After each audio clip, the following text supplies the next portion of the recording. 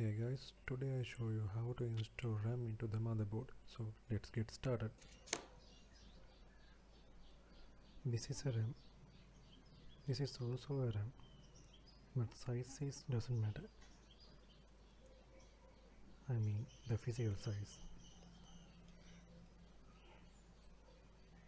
You can see that there's some gap in the RAM, in between the golden pins. That means your RAM can install in one way. Otherwise, you're destroying your RAM or destroying your motherboard RAM socket. So keep that in mind.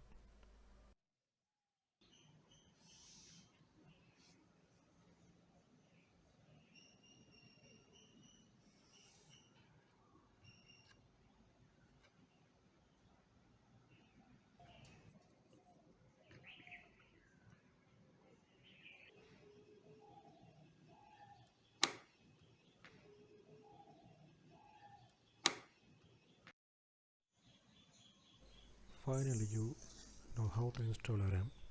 So, thanks for watching. I'll see you in next time. Peace.